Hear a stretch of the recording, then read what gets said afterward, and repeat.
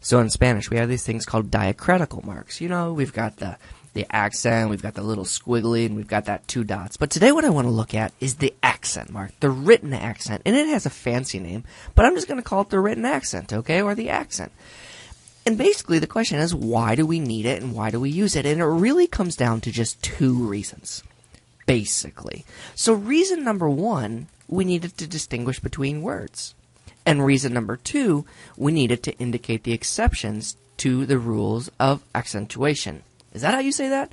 It's easier in Spanish. Las reglas de acentuación. You know, where a word is stressed. So let's look at these 2 rules. All right, rule number 1. We need it to distinguish between words. And we're going to say that there are really 3 categories that we're going to try to distinguish. 1-syllable words, demonstrative adjectives and pronouns, and question words. All right, so let's look at 1-syllable words. So if you have L and L, we know that the one means he and the one means the. They're pronounced exactly the same, but we want to be able to distinguish when we're reading. All right, or C and C. So, you know, if you're proposing to someone and, you know, over text, which you should never do, but let's say, will you marry me? And they wrote back C.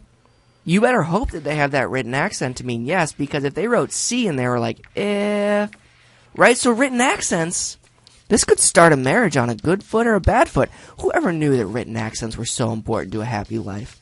All right, or another example, 2 and 2. One means you, one means your. Okay, so when we have 1-syllable words, they're pronounced the same, and that written accent is going to help distinguish the words. The second case when we're going to need the written accent is when we have demonstrative pronouns and adjectives. So this is to say like this friend or this one. So this friend is este amigo, but this one, este, has a written accent. Now some of you are going to say that these rules have changed, but for many of us, we still put the written accent on there to distinguish the word. Or esas amigas, or esas. If you want a review of the demonstrative adjectives and pronouns, check out the link. So the final one, let's look at when we have question words. You know, where, when, how. Alright, so let's look at donde y donde. So if I have donde with a written accent mark, that's going to be something like, where does he live? That's a question word. But if you said, I know where he lives, then there's no accent. They're pronounced the exact same way. But that accent mark, what it's going to tell us is whether or not it's a question word, an interrogative, or if it's not a question word, it's just used in a statement.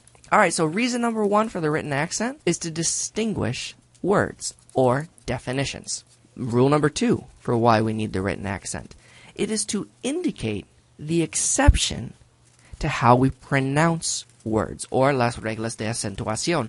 And so you might say to yourself, Self, I don't get it. Well, good thing there's a second video in this series. So every word in Spanish has 1 syllable that's called the tonic syllable. And it's where that stress rises, the volume goes up. And there are rules to how this works. Next video, please.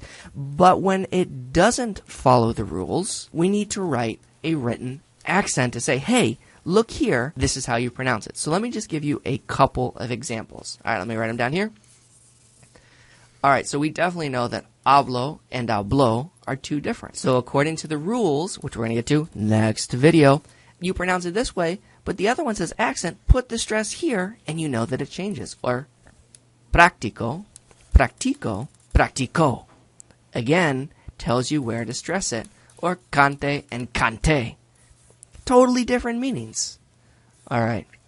This is not something you can learn all at once. You're going to have to put in the time, take this slowly, rewatch this video, ask some people, research, and watch all the videos in this series. This is a multi-part series. All right. Why do we need the written accent? 2 rules. Distinguish between words, i.e. definitions. Number 2, to say, hey, pronounce this one differently.